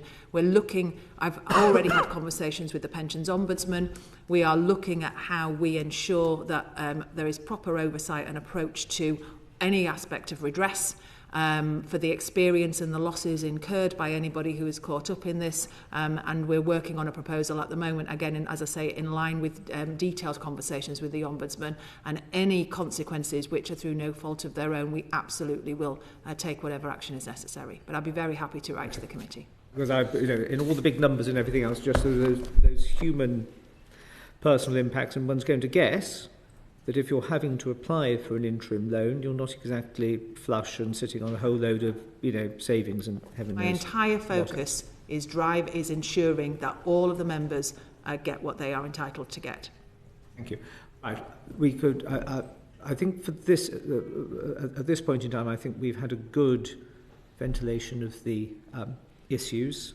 I think you will have heard as a panel how seriously we're taking this issue, and obviously there will be further information coming forward, and alongside friends and colleagues in PAC will be keeping a beady eye, I suppose is the phrase I'm looking for. I'm going to turn now to looking at the clock, our second topic of the morning, which is infected blood. And I turn to my friend and colleague, Mr. Richard Quigley. Thank you, Chair. Thank you all. It's an opportunity now for you to speak on another topic, which I know won't be easy. And for those of you who like to sit sort of quietly listening, perhaps a chance for you to get involved. As part of the infected blood scheme, the Cabinet Office had to make some very key assumptions about how it would approach the different cohorts, but seemed to struggle to provide evidence of how it made those key assumptions. Is there a reason there was a lack of evidence, and whoever wants to take that. So if I perhaps lead on the policy choices, and I'm very grateful to be joined by David Foley, our Chief Executive of the Compensation Authority itself. When we went through the consideration assumptions for the compensation scheme, we very much took on board the advice of the inquiry and set up an expert panel which included a number of the experts that had been engaged on some of the assumptions and choices and recommendations as part of the inquiry itself. And so we had taken on board both the recommendations to set up our expert panel and to use that as part of our policy advice to ministers. So we have set out and explained a lot of what drove the expert panel. In fact, when we launched the scheme post-development of the regulations, our expert panel very kindly worked with IBCA and our policy teams to engage with victims groups and with a range of different campaign groups to make sure that we'd explained why we'd come to the conclusions we'd come to. Thank you. Feel free to add anything, Mr. Foley, if you wish at any point.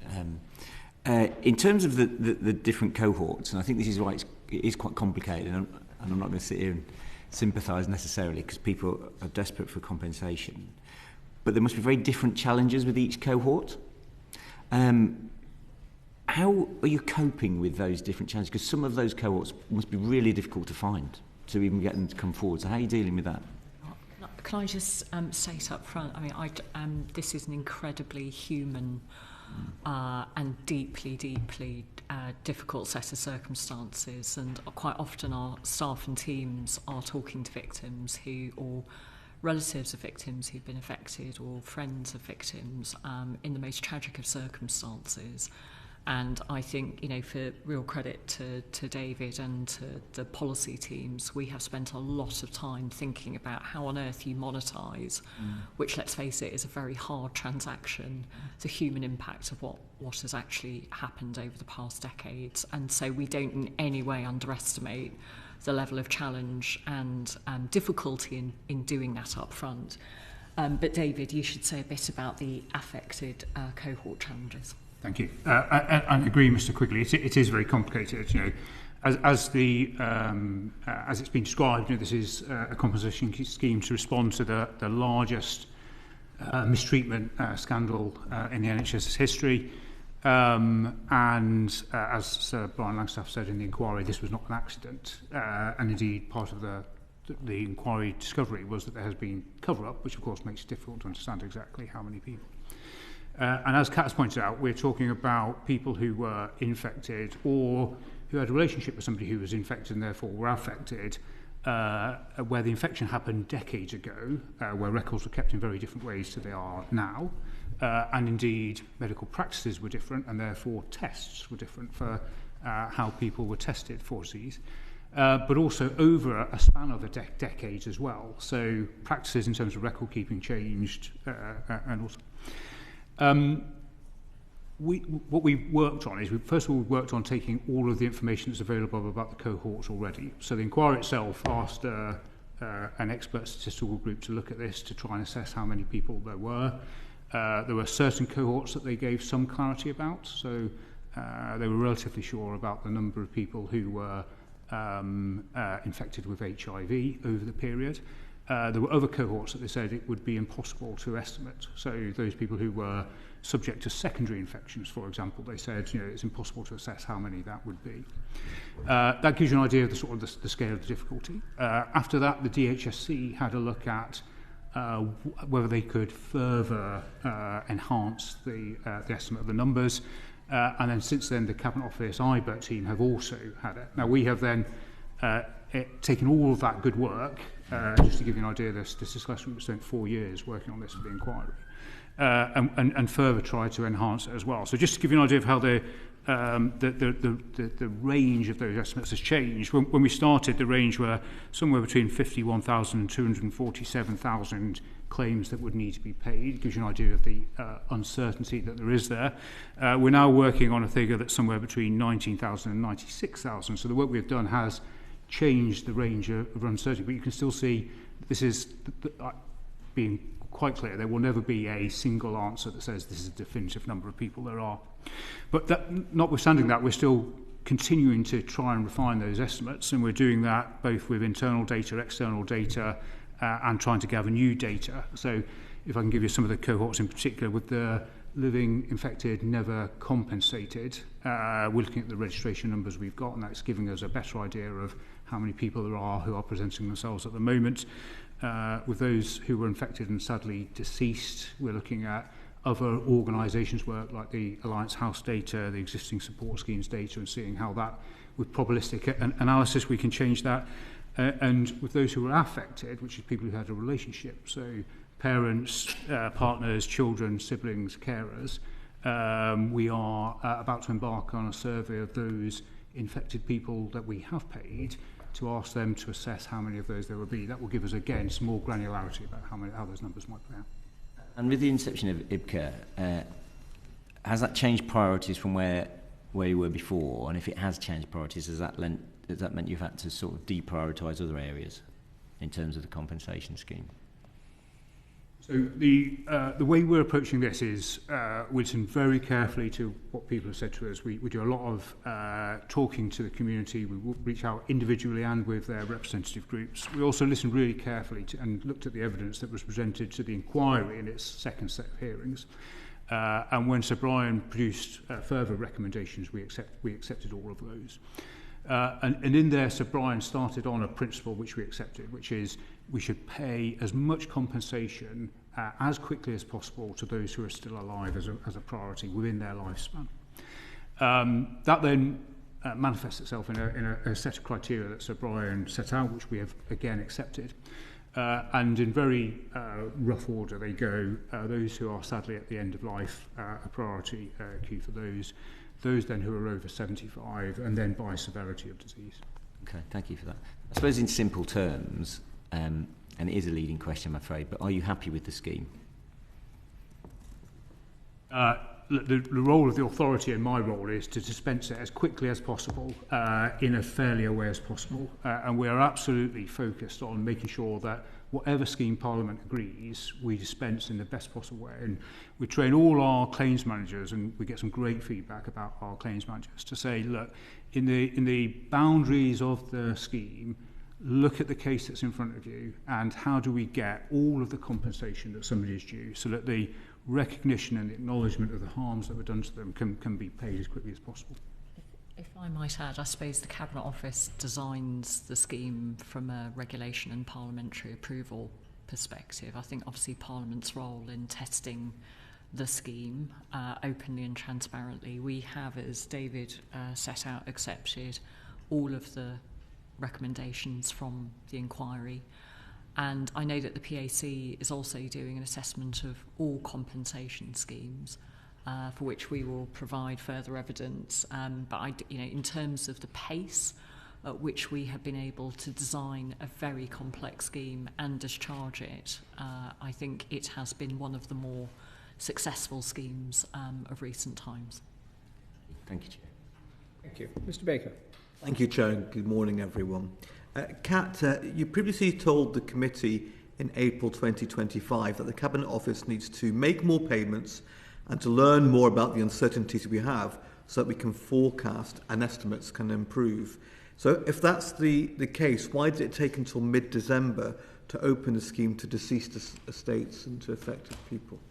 So firstly, as we've touched on, we had taken a prioritised approach to when and how we opened the scheme. That's important so that we could control and prioritise the impact. And again, we took the advice from the inquiry as to how we approached it, and the government set out our approach up front.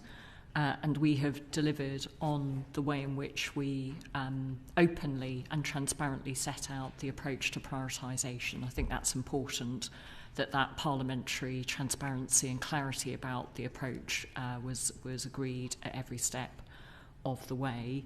That is why it's taken a bit of time, and that's important from an operational perspective as well. David gave a very good example of how our ranges of the sort of people who might be eligible for compensation has changed.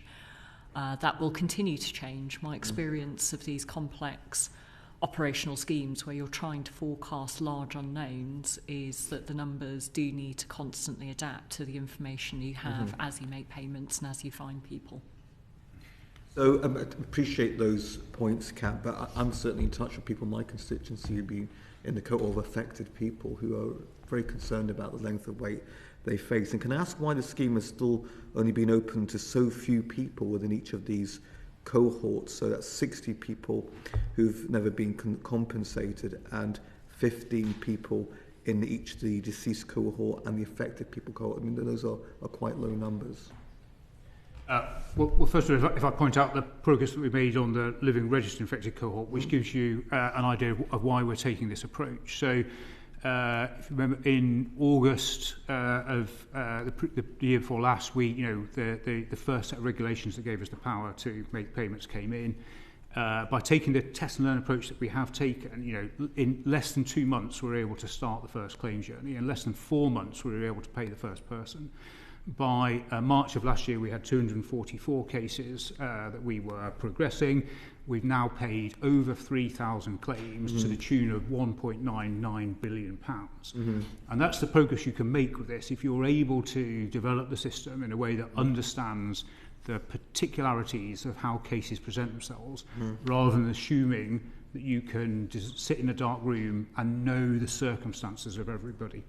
And bear in mind that in this particular case, we're talking about the circumstances of people decades ago, and particularly the deceased infected claims, of people who are no longer here as well. So it is a very complicated.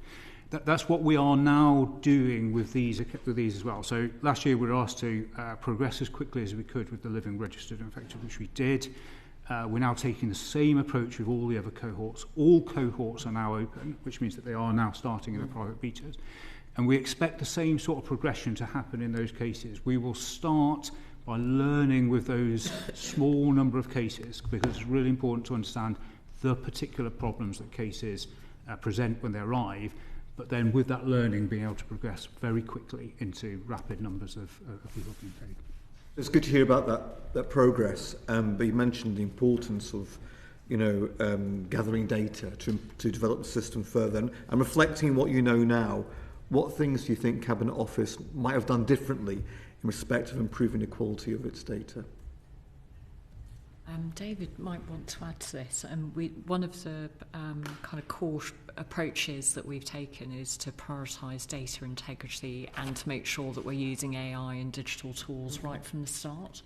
And I think actually it's a good lesson learned that we've learned that when you test, learn and grow, when you adapt your data models and your technology as you go, I think we've been able to accelerate delivery as a result.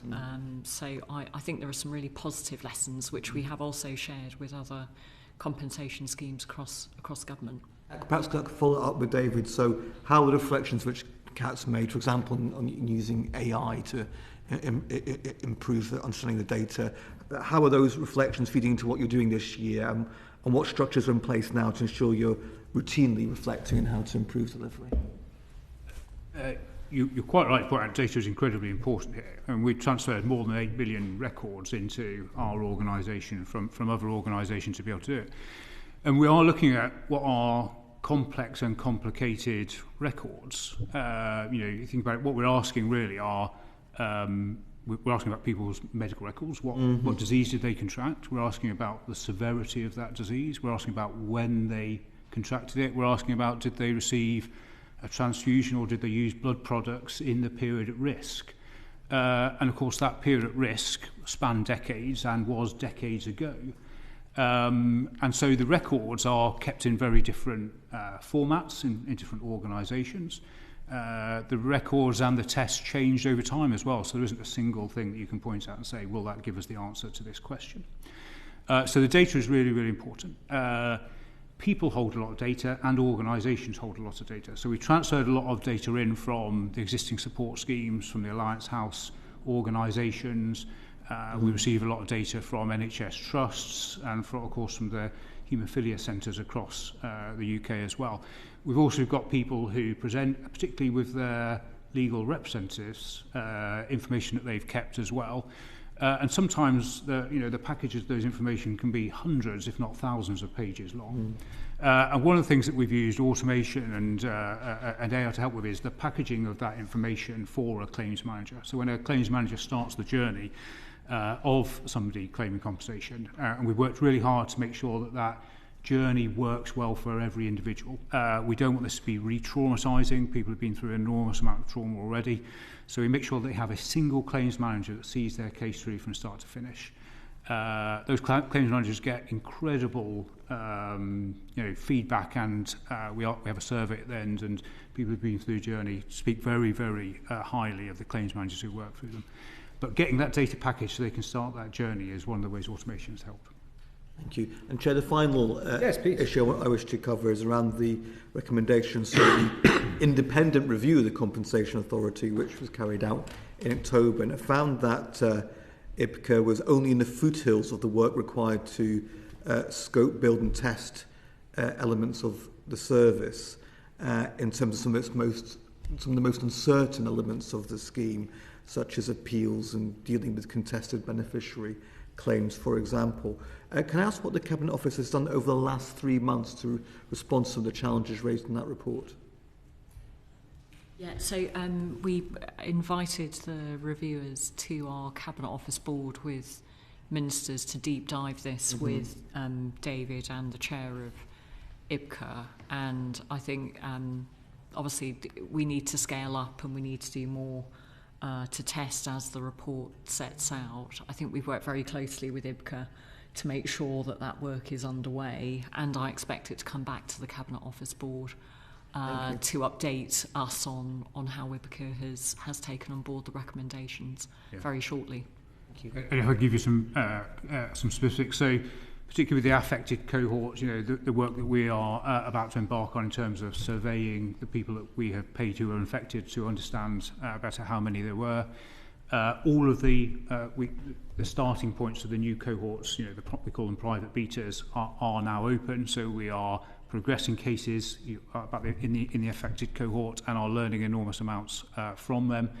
And of course, qualitatively, it's a different test in the affected cohort. In the affected cohort, we're asking and trying to understand whether somebody had a particular relationship with somebody who was infected. So qualitatively, it's a very different set of questions that we're asking there.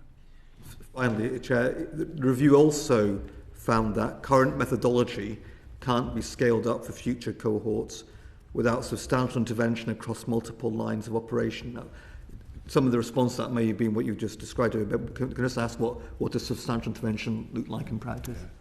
I think in particular the review was thinking about some of the approaches we've taken on data management. So we use a particular tool for storing data at the moment.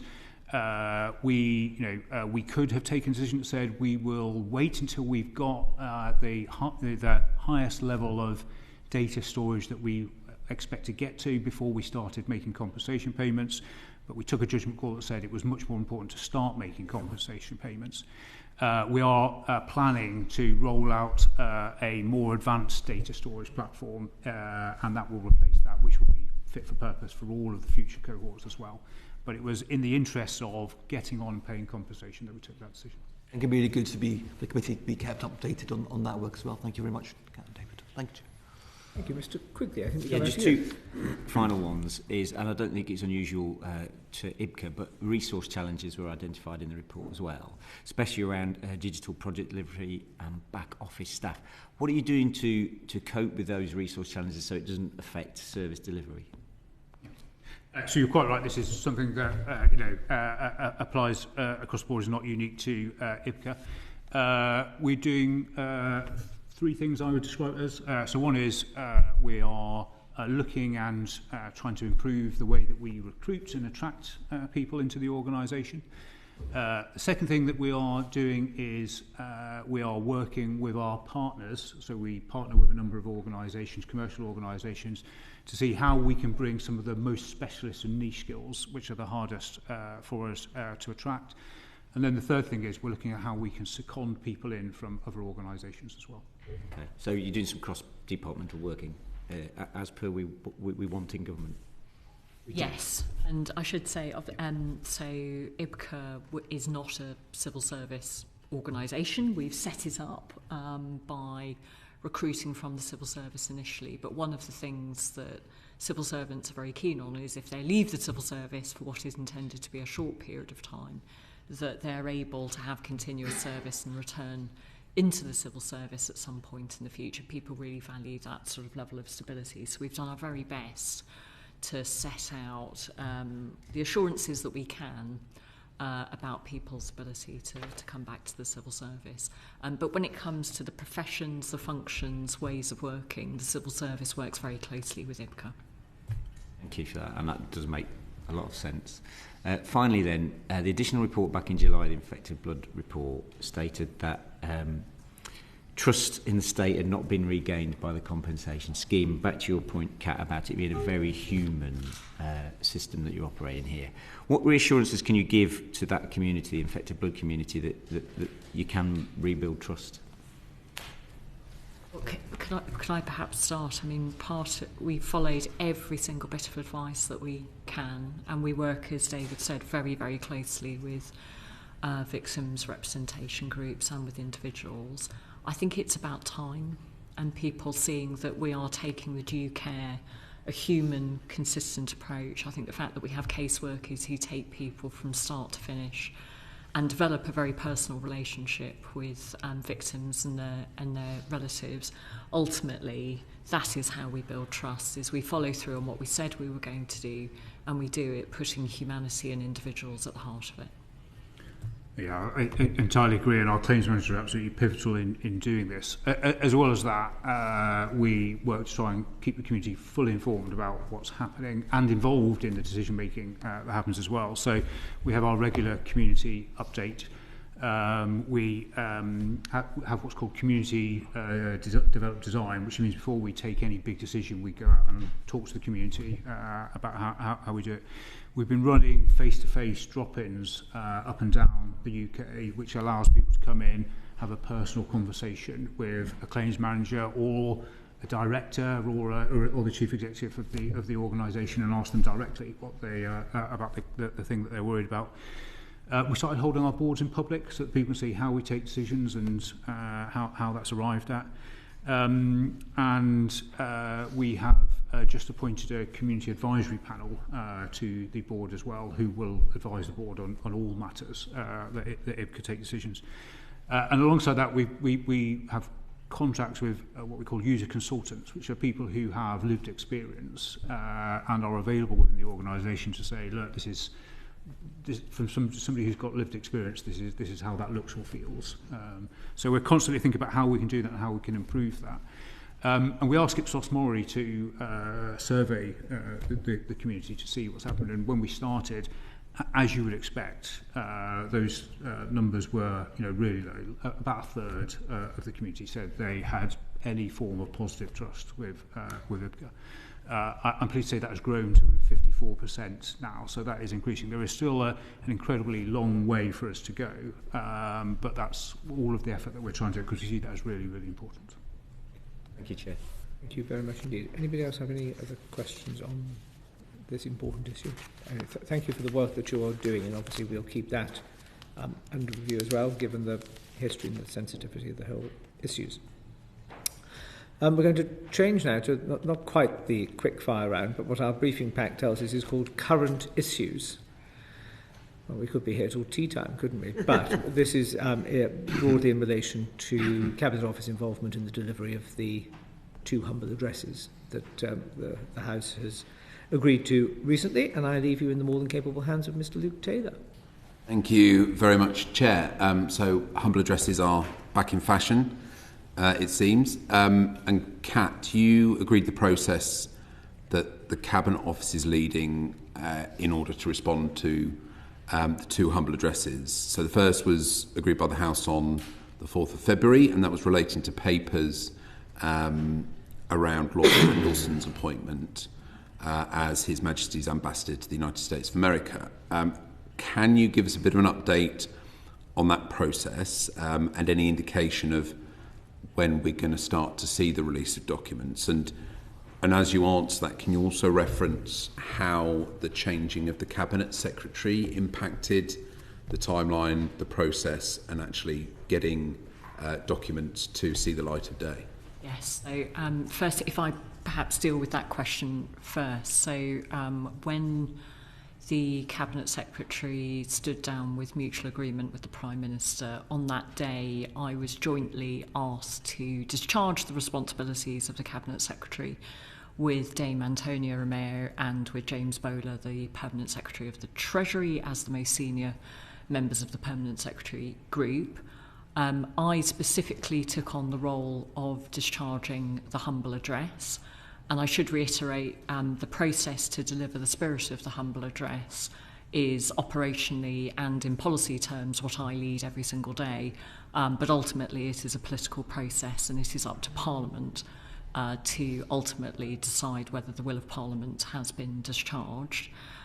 When Antonia Romeo was appointed as Cabinet Secretary, she asked me to continue to discharge those responsibilities on her behalf in order to ensure that there was continuity and that momentum was not lost in the way in which we were addressing the issues. So I continue to lead as the lead official for the humble address.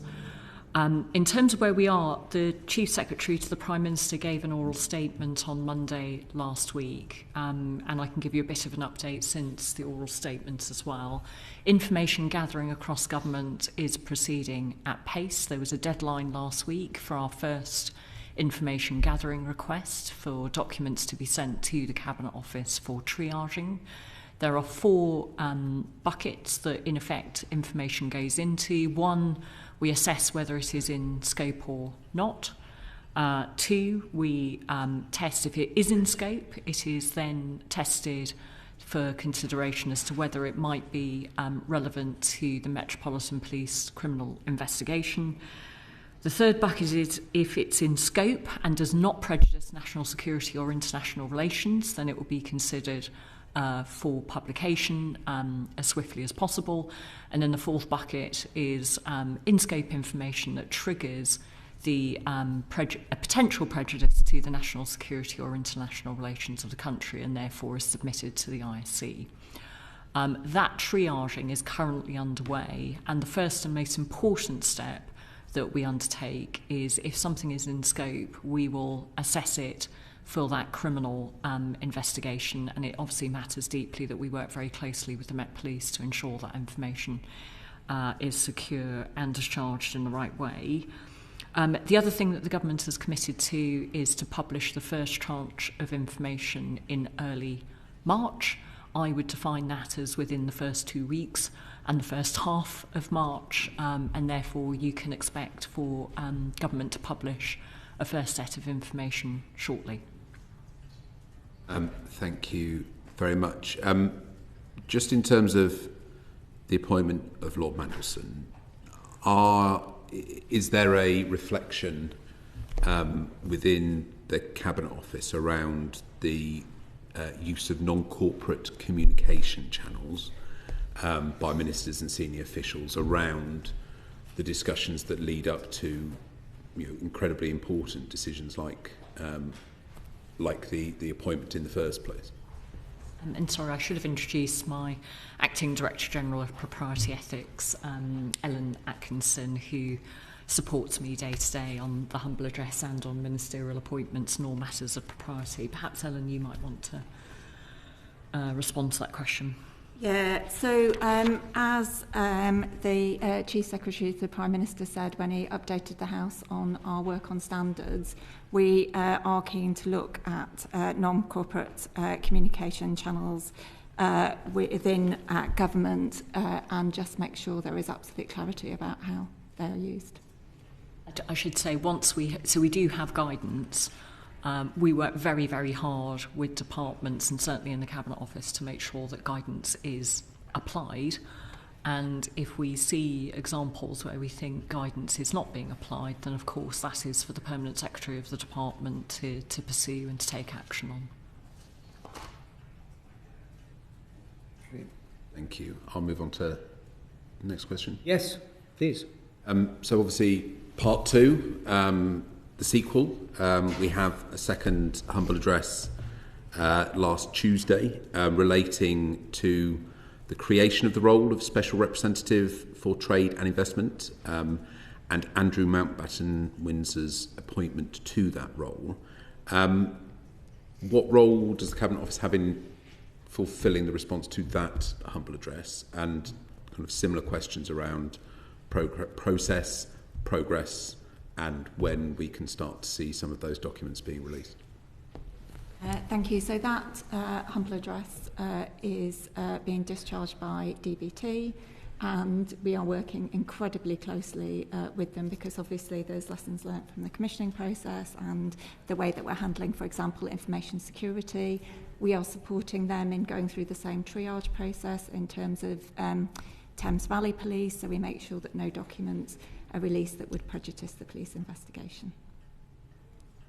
Obviously, this is a much more historic investigation. Are there challenges around, and I know we've seen some of the broader investigation has been hampered by availability of documents. Have you found any challenges in accessing original versions of documents from the time? So we're very much still working that through. But we know there are some documents that we're starting to triage. We need to get them through the triage and see what we have got in terms of the material. But as you say, it's much older, and you will understand the sort of position we have in terms of document retention. What we're seeing reflects the documents you would expect to be retained, but it's not as comprehensive, obviously, as the more contemporary materials. And just on that, is there a kind of a review and reflection process happening about documents that are held that may well be the subject of future requests, so that when that does occur, this documentation is easier to find and information is easier to provide out to interested parties, making sure that as we're doing something, we're improving the process for future incidents? And we're very much live in making sure we comply with the humble addresses. That is a very intensive and important job. I don't think we're quite yet at the full lessons learned, but I think to your implicit point, there will need to be a lessons learned exercise. And of course, we'll need to consider what that means for document retention, for GDPR, for data control, for government guidance. So just to assure the committee that process will happen. I think it's important at this stage that we swiftly expedite the will of Parliament and discharge our responsibilities as quickly as we can. Just before we go, I suppose two requests for updates on two other matters which appear to have fallen into the lap of the Cabinet Office, and when do things not fall into the lap of the Cabinet Office? Government's position on the removal of titles in the Lords started a few weeks ago as being fiercely complicated and almost like a sort of Gordian knot, to now being less so, with ministerial promise at the dispatch box that legislation was forthcoming. We're obviously moving towards the end of this parliamentary session, and Easter recess is not that far away in the general scheme of things. Just a word or two on anticipation on that. So we are obviously advising ministers on the way that you can remove peerages, and you will understand that is not a straightforward policy to develop, but we have provided advice and we're moving as swiftly as possible to get towards legislation we can introduce. It was to be, and I raised in my contribution in that debate, and forgive me, I now can't remember the clause of the Life Peerages Act, but it appeared to be suggesting, I thought there was some merit in it, of putting because I think the wording says that a barony is conferred for life, that retrospectively a cessation date of the barony conferred actually addresses the point in a pretty easy way. Has that been looked at as a route to salvation? I will take that away, Chair. Thank you. And then the other is and I appreciate we don't want to put the cart before the horse, but again appreciating that this is a complex issue that would require freestanding legislation across the Commonwealth. What, if any, pitch rolling is being done with regards to legislation to enact changes to the line of succession? So obviously we're in a position where there is currently a police investigation. We are waiting for the conclusion of that police investigation before we take further steps. But obviously ministers have made a commitment to look at the position in terms of the line of succession. And is any pitch rolling being done with Commonwealth friends and colleagues? So we talk to them regularly about all matters constitutional, very late in the evening usually, Chair, given the time differences. But we have regular conversations on all sorts of matters with our colleagues in the realms. That was a wonderful Delphic answer, Ellen. Thank you. Luke? Yes, apologies. Can I just follow up on a little bit of clarity? How does the police investigation impact questions of the line of succession? Are they not two quite separate? One is principal, the other is entirely separate. I think ministers have said, correct me if I'm wrong, that ministers have said that they would only bring forward legislation were there to be a trial. Now, whether they're right in linking the two, whether the alteration to the line of succession should happen in any event, irrespective of a trial being conducted, is I think a political decision for government. But Mrs. Atkinson, you might be able to correct me on that. No, I mean, I think we're just very conscious, as we are with the materials for the humble address, of there being a live police investigation and wanting to make sure that that process can conclude before we take final decisions. We've possibly exhausted that line of questioning on the line of succession for this stage. We've had a fairly mammoth session, but some meaty and weighty issues. Obviously, encouraged by progress on infected blood, but not out of the woods yet on this. And I think the point that colleagues made about trust in the operation of the state on that is a very lively issue, which you're clearly cognizant of. You took a lot of questions on the civil service pension, which a lot of questions then flowed from the answers that you gave. I hope that between us and the PAC, officials and indeed through you, Capita, are fully seized of the seriousness with which Parliament is taking this issue and the concerns that we have around the whole topic, and further monitoring and obviously cross-examination will be undertaken. But at 12:05, as we await the jollity of the Chancellor's spring statement, it never rains but it pours, I want to thank all of our witnesses for attending this morning, and indeed colleagues for their questioning. Thank you very much indeed.